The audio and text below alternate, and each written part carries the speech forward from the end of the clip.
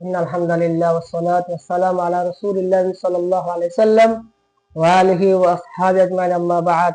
ফাকাদ ক্বালা an-নাবী সাল্লাল্লাহু আলাইহি ওয়াসাল্লাম শাফাআতি লি আহলিল কাবাইরি মিন উম্মতি, আও কামা ক্বালা an-নাবী সাল্লাল্লাহু আলাইহি ওয়াসাল্লাম। আজকে আমার আলোচনা আসার উদ্দেশ্য হচ্ছে, এখন বর্তমানে দেখা যাচ্ছে নব্য মুতাজিলাদের অনুসারী, প্রাচীন জামানায় যারা মুতাজিলা ছিল, যারা শাফাত স্বীকার করত, হুজুর সাল্লাল্লাহু আলাইহি ওয়াসাল্লামের শাফাত মানত না, তাহারা বর্তমানে জামাত শিবিরের নামে মুতাজিলা, আবুল কালাম আজাদ নামে বিভিন্ন বক্তা বাংলাদেশে ছড়িয়ে ছিটিয়ে আছে, তারা হুজুর সাল্লাল্লাহু আলাইহি ওয়াসাল্লামের শাফাত অস্বীকার করে। তার হুজুর সাল্লাল্লাহু আলাইহি ওয়াসাল্লামের শাফাতকে মানে না। মুহাম্মদ সাল্লাল্লাহু আলাইহি ওয়াসাল্লাম আখিরাতে মুহাম্মদ সাল্লাল্লাহু আলাইহি ওয়াসাল্লামের উম্মতের বড় বড় কবিরা গুনাহগার উম্মতের সুপারিশ করে তাদেরকে জান্নাতে নিয়ে যাবে। এটা তারা মানতে চায় না। তারা বলে যে কোরআনে কোথায় আছে? কোরআনে প্রচুর দলিল আছে।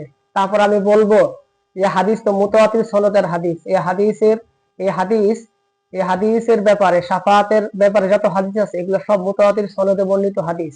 এগুলো সব একত্রিত করলে সব মুতাওয়াতির মানা দেয়।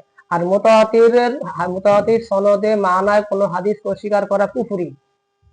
আর কুফরি যে করে সে কাফের। আর মুহাম্মদ সাল্লাল্লাহু আলাইহি সাল্লাম শাফাত করবে। আহলুস সুন্নাহ জামাতের ঐক্যমতের যে আকীদা, আহলুস সুন্নাহ জামাতের আকীদা হচ্ছে মুহাম্মদ সাল্লাল্লাহু আলাইহি সাল্লাম, নবীজি মুহাম্মদ সাল্লাল্লাহু আলাইহি ওয়াসাল্লাম শাফাত করবে। আল্লাহ তাআলা আমাদেরকে সবাইকে শাফাত পাওয়ার তৌফিক দান করেন, আমিন।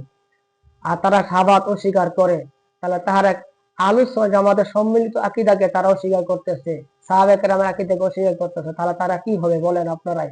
জামাতের মৌলবী আবুল কালাম আজাদ বাসার সহ লামাযাবি যারা আছে, আহলে হাদিস নামে সালাফি লামাযাবি, তাদেরকে আপনারা অবশ্যই ভয় করতে পারবেন যে নবীজি মুহাম্মদ সাল্লাল্লাহু আলাইহি ওয়াসাল্লামের দুশমন, ফিতনাবাজ, তারা নবীজি সাল্লাল্লাহু আলাইহি ওয়াসাল্লামের শাফাতকে অস্বীকার করতেছে। তারা হচ্ছে সেই প্রাচীন জামাত মুতাজিলা, বর্তমান সময় আহলে হাদিস নামে সালাফি এবং লামাযাবি, জামাত শিবির, জামাত ইসলাম নামে মওদুদি আকীদা প্রচার করতেছে। এদের থেকে আপনারা সাবধান থাকবেন। নবী সাল্লাল্লাহু আলাইহি ওয়াসাল্লামের সুন্নাতের উপর অটল অবিচল থেকে, নবী সাল্লাল্লাহু আলাইহি ওয়াসাল্লামের আদর্শের উপর থেকে আমরা আল্লাহ তাআলা আমাদেরকে ইন্তেকাল করার তৌফিক দান করবেন, আমিন। আসসালামু আলাইকুম ওয়া রাহমাতুল্লাহি তাআলা ওয়া বারাকাতুহু।